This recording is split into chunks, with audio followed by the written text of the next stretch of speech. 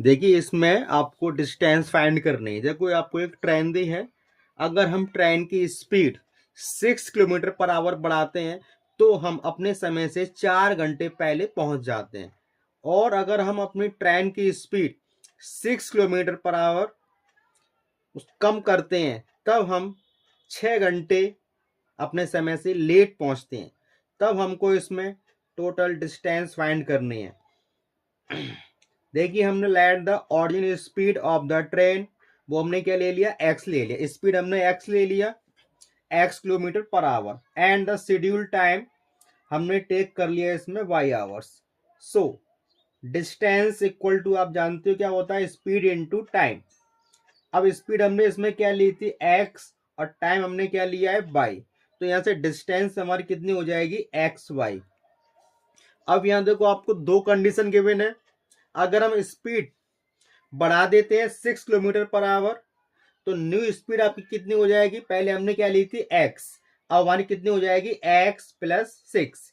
अब टाइम जो हमारा लग रहा था पहले y था, अब हम उसमें 4 घंटे पहले पहुंच जा रहे हैं तो उसमें 4 घंटे कम हो जाएंगे तो कितना हो जाएगा, y-4 हो जाएगा।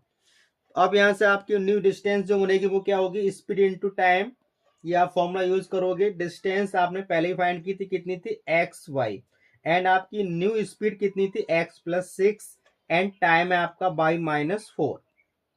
तब यहां से देखो सॉल्व कर लो इसको, xy या मल्टीप्लाई कर लो, x का करेंगे y के साथ तो xy, एंड x का करेंगे -4 के साथ तो -4x, प्लस 6 का करेंगे y के साथ तो 6y, एंड 6 एंड -4 हो जाएगा -24।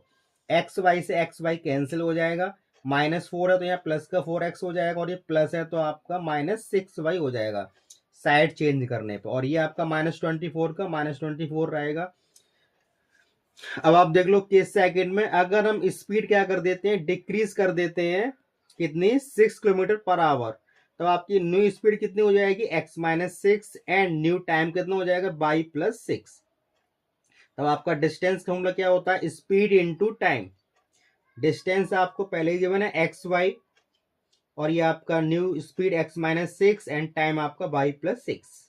मल्टीप्लाई कर लेंगे, एक्स वाई इक्वल टू, देखो x into Y x into 6 and -6 into Y -6y, 6 into 6 -36। X Y से एक्स वाई कैंसिल हो जाएगा, -36 से इधर आ जाएगा, प्लस का हो जाएगा, तो 6x - 6y इक्वल टू 36। ये आपकी इक्वेशन 2 हो गई, ये आपकी इक्वेशन नंबर 1 हो गई। तो हमने क्या किया, सब्ट्रैक्टिंग इक्वेशन 1 बाई 2।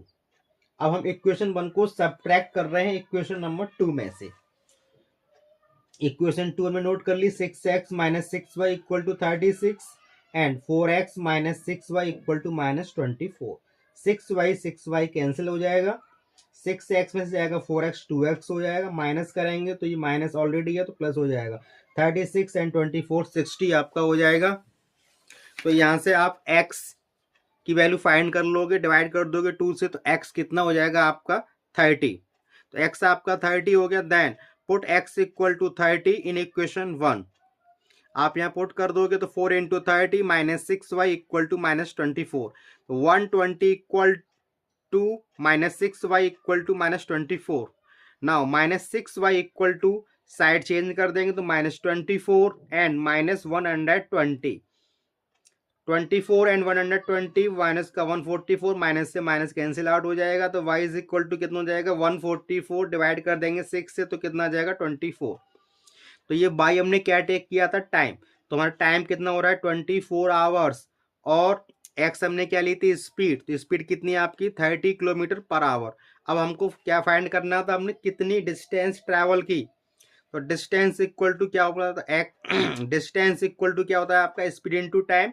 स्पीड हमने एक्स ली थी और टाइम में लिया था बाई, एक्स कितना है आपका 30, वाई कितना है 24, मल्टीप्लाई कर लेंगे तो कितना आ जाएगा 720 किलोमीटर। तो हमने कितनी जर्नी की है, 720 किलोमीटर।